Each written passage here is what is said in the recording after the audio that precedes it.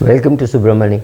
I'm going to talk to you about certain things which I know very confidently, but I'm not able to use in my investing, or I use it, but I don't know how to ask you how to use it, right? So one is there will be at least 2 recessions by the time I finish investing, which could be in about say 10, 12 years, whatever. So that I know, and I'm reasonably sure that it will happen. The problem is I do not know when, how much, how deep, how long, nothing I know. I do not know when the market will fall. I do not know where it will stay, where it will stabilize. Let's say today the Nifty is at 25,000.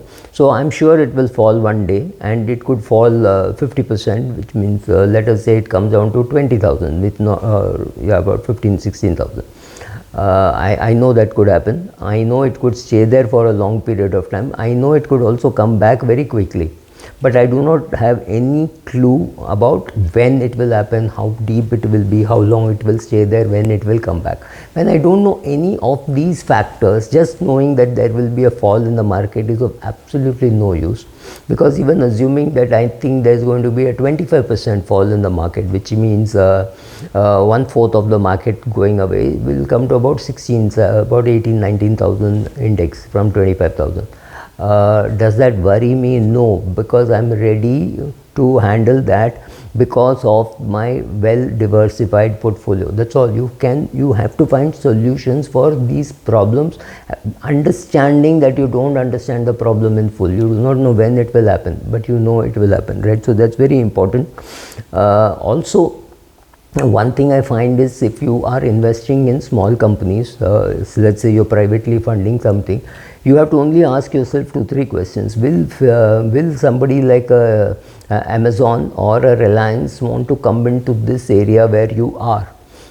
If you are, then you have to just silently pray that till you make your couple of crores or 10 crores or whatever, depending on the stake, they should not look at it, because they can come there looking very innocuous, but they could just swamp you, kill you, crush you. So when I'm investing in a new company, I ask myself, will anybody else be able to come and replicate this business just because they have more money? For example, the leisure business. Will somebody be able to come and put up as many properties as, say, Mahindra Holiday Resorts or Thomas Cook, which in his earlier avatar was Sterling Holiday Resorts, right? Will there be enough incentive for somebody new to come and try to replace these people?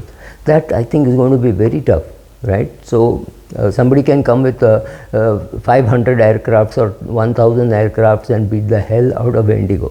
Is it likely to happen? Extremely unlikely, because they are by now very well established, right?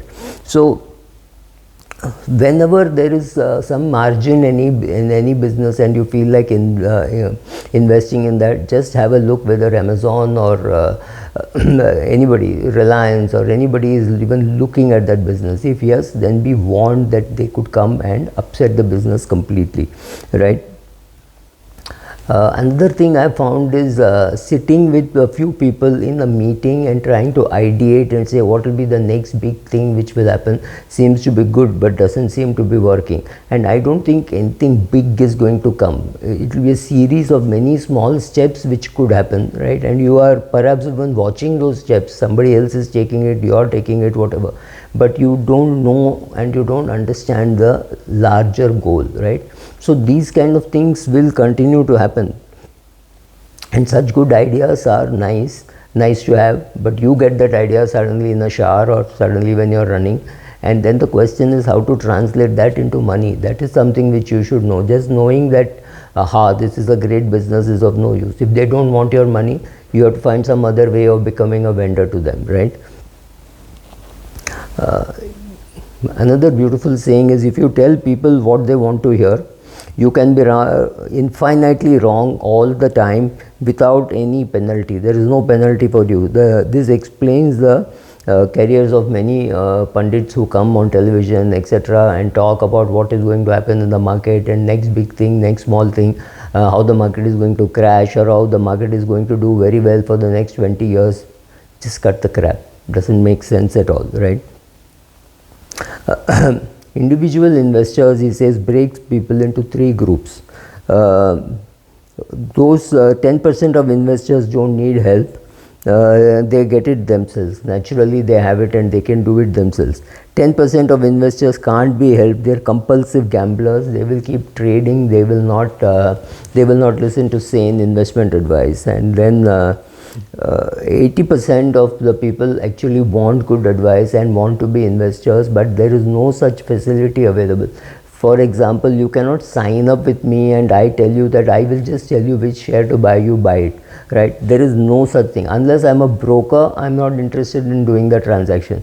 And if the client does the transaction through me, definitely the returns are compromised. So it is for the investor to decide and for the regulator to decide how to handle such problems, right? Thank you.